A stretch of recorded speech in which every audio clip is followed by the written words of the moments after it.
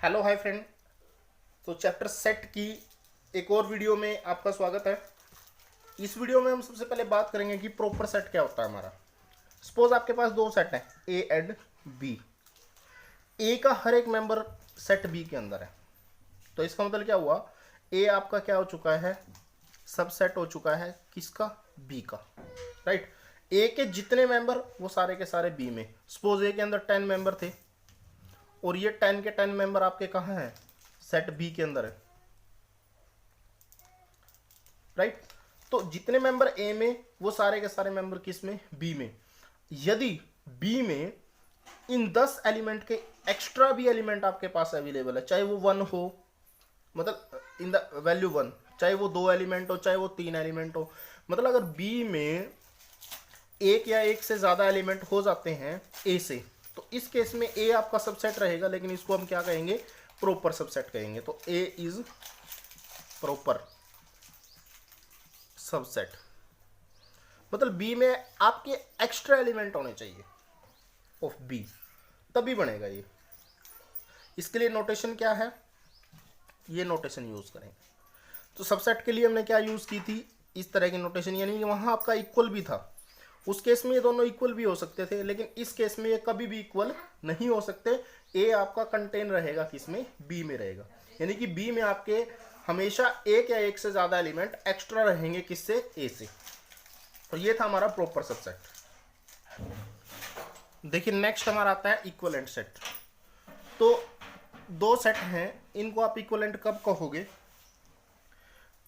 यदि दोनों सेट का जो ऑर्डर है सेम है। ऑर्डर का मतलब क्या था, नंबर ऑफ एलिमेंट्स, इसको हम कार्डिनलिटी भी कहते थे। ठीक है। तो ओ ए मतलब क्या है, order of A that is equal to order of B.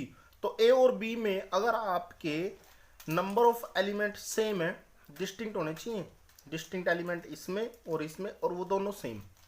Right. तो इसका मतलब ये दोनों सेट हमारे क्या हो जाएंगे, इक्विवेलेंट सेट हो जाएंगे। हाँ जी, अब हम देखेंगे 3 टॉपिक है हमारे, union of sets, intersection of sets, और सेट्स को आप डिसजॉइंट कब कहोगे। तो यूनियन को मैं एग्जांपल से आपको समझाऊंगा और फिर इनकी हम प्रॉपर डेफिनेशन लिखेंगे।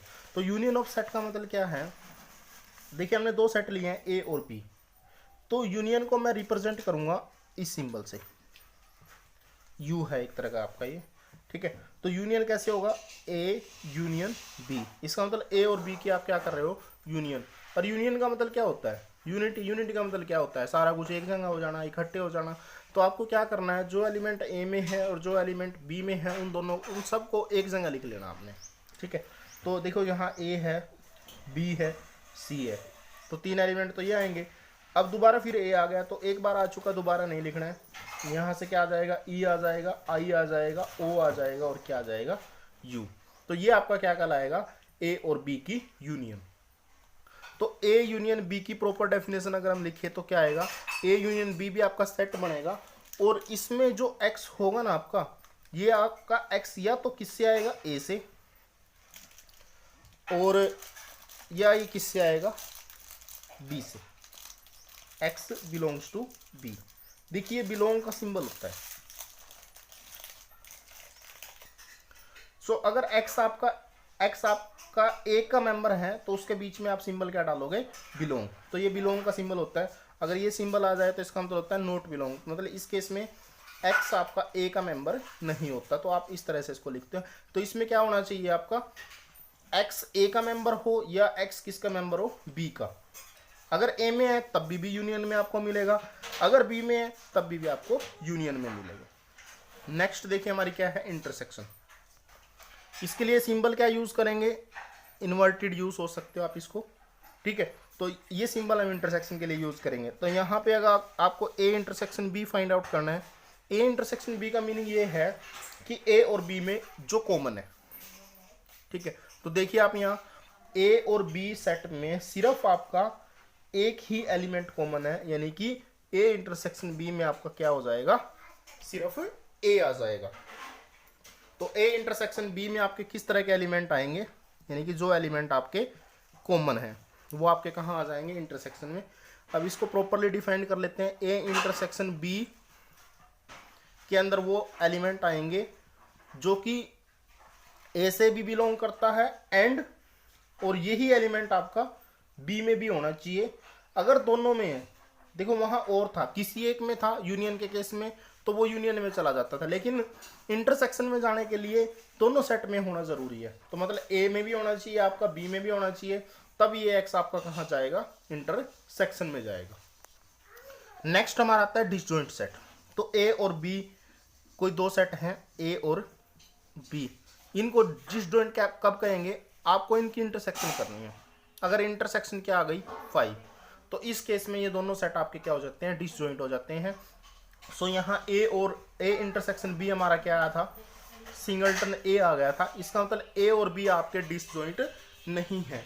डिसजॉइंट होने के लिए दोनों की इंटरसेक्शन आपकी क्या आनी चाहिए, 5 आनी चाहिए। तो एग्जांपल देख लिए, यहाँ मैंने इस ए को हटा करके यहाँ एफ डाल दिया, राइट। अब चेक करें, ए इंटरसेक्शन बी आपका क्या आ गया 5, क्योंकि इन दोनों में कोई भी एलिमेंट कॉमन नहीं है। तो अब ये दोनों सेट्स क्या बन चुके हैं, डिसजॉइंट सेट हो चुके हैं। नेक्स्ट हमारा है यूनिवर्सल सेट। तो यूनिवर्सल सेट क्या होता है स्टूडेंट्स, देखिए इसके लिए ऐसा नहीं है कि कोई एक पर्टिकुलर सेट है और वही आपका क्या बन जाएगा, यूनिवर्सल। नहीं, ये आपका डिपेंड करता है कि एक पर्टिकुलर क्वेश्चन में हमारे पास सेट किस तरह से डिजाइन है। ठीक है, सपोज हमारे पास 3 सेट है, ए बी और सी। तो इन सेट में मैं मान लेता हूं ए और बी दोनों के दोनों सबसेट है सी के, मतलब ए आपका सबसेट है किसका, सी का, बी भी आपका सबसेट है किसका, सी का, मतलब ये दोनों के दोनों सेट सी सेट के अंदर कंटेन है। तो एट दैट मोमेंट ये सी सेट आपका क्या कहलाएगा, यूनिवर्सल सेट कहलाएगा। ठीक है, तो एग्जांपल देख लीजिए, ए मैंने ले लिया है सेट ऑफ ओड नंबर और बी मैंने लिया है सेट ऑफ इवन नंबर। तो इनका यूनिवर्सल सेट अगर मैं बात करूं तो क्या हो सकता है, नेचुरल नंबर हो सकता है, set of natural number, because ये दोनों के दोनों किस में कंटेन है, नेचुरल नंबर में कंटेन है। ठीक है, अगर आपने एक सेट ले लिया, सपोज एन ले लिया और एक क्या ले लिया, जेड, जेड इंटीजर है, एन क्या है आपका नेचुरल नंबर है, तो सारे के सारे नेचुरल नंबर किस में कंटेन है, जेड में। तो एट दैट मोमेंट जेड आपका क्या बन जाएगा, यूनिवर्सल सेट बन जाएगा। नेक्स्ट एग्जांपल देखिए क्या है हमारा, मैंने लिया जेड, यहाँ लिया है मैंने एन और जेड लिए हैं, और थर्ड मैंने लिया है रियल, यानी कि सेट ऑफ रियल नंबर। तो इसका मतलब ये दोनों के दोनों नंबर आपके कहाँ कंटेन है, आर में कंटेन है। इसका मतलब एट दैट मोमेंट आर आपका क्या बन जाएगा, यूनिवर्सल सेट बन जाएगा। तो उम्मीद करता हूँ कि आपको यूनिवर्सल सेट का कॉन्सेप्ट क्लियर हो गया होगा। चलिए नेक्स्ट हम देखते हैं कॉम्प्लीमेंट ऑफ ए सेट क्या होता है। तो सपोज आपके पास कोई दो सेट है, ए और यू, इन दोनों में से कोई एक यूनिवर्सल बनेगा। तो यूनिवर्सल इस समय मैंने क्या ले लिया, यू ले लिया है। ए आपका सिंपल सेट है, कोई भी सेट हो सकता है, ए यू को मैंने इस टाइम यूनिवर्सल सेट ले लिया है। तो कॉम्प्लीमेंट का मीनिंग क्या है, कॉम्प्लीमेंट के लिए नोटेशन क्या है, ए सी। ए सी का मतलब क्या है, कॉम्प्लीमेंट ऑफ ए, या फिर ए डैश से लिख सकते हो। ए डैश का भी मतलब आपका क्या है, कॉम्प्लीमेंट ऑफ ए। ये होता क्या है, u माइनस ए, मतलब कि u में से आपको a के एलिमेंट को रिमूव कर देना चाहिए।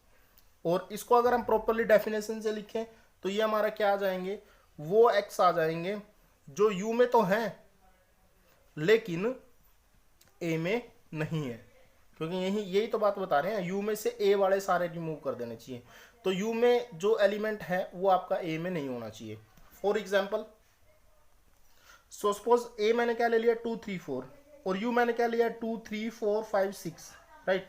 तो करना क्या है मुझे, यू में से ए के एलिमेंट रिमूव कर देने चाहिए। तो 3 एलिमेंट है, ये 3 मैंने एलिमेंट यहाँ से रिमूव कर दिए।